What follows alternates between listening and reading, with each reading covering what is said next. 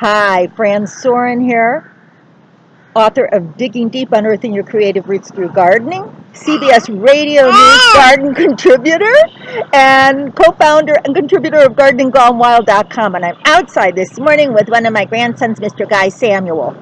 And you can imagine what I want to talk to you about today. It's children and nature. It's a critical, important subject. Now, first of all, I want to say I applaud all of you parents and grandparents and community. I know you're working hard, and I know how difficult it is to raise children. Grandchildren are much easier, by the way.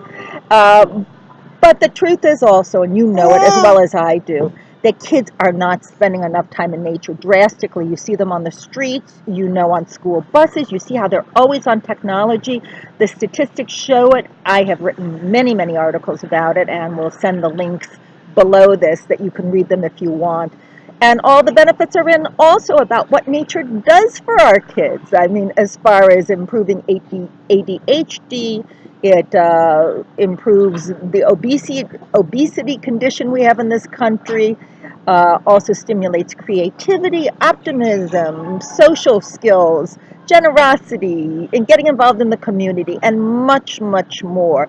You know, a lot of you guys watching are probably gardeners, and the truth is, for us, it almost feels counterintuitive to be having this discussion. I mean, what would our life be without nature and gardening?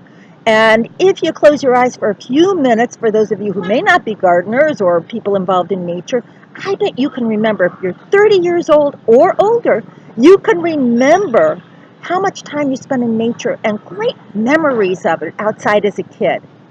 And you know, it really, having two grandchildren now, this little guy who is out in nature all the time, and the reason why I have Guy on, besides thinking he's absolutely gorgeous, is that his mother, who is my daughter, has thanked me profusely about not letting her and her brother watch MTV, and about making sure they spent a lot of time in nature. I think almost anybody over the years of 30 now, they have great memories of their childhood. And whether it's playing kickball, kicking leaves around, uh, looking at stars, it's endless. But guess what? The kids today don't have it. By and large, they don't have it. And our society, it's almost evolutionarily now, all the research that we have research now showing the benefits of nature. So why I'm even adding this message this morning, yes, Puchki, why I'm adding this message this morning is to tell you a few things. One is, I know as parents and grandparents and community that you want to make changes. You know that your kids need to be in nature. You know intrinsically the benefits, but you don't know how. You feel like you're fighting the tide because culturally, our culture doesn't support it. Our school systems can't support it in a lot of cases. They just don't have the time or the skills or the money. That's number one. Number two, the message to everybody is the new nature movement, which is happening, you have got to be the backbone of it. It has got to be a grassroots effort. It has got to be up to you, all of us, to instill nature in our kids. And this is not about should, it's about looking at it as an opportunity to make a huge difference in our children's life. So when they become adults, first of all, to have a great childhood. I don't think a childhood sitting in front of a computer screen all day and watching TV and playing video games, I'm not against some of it, but I think it's way out of balance.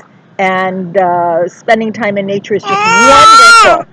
And this little guy spends a lot of time in nature, and I got to tell you, I am in awe when I watch him looking at the leaves in the tree and playing with the grass, and all of his senses are being awakened.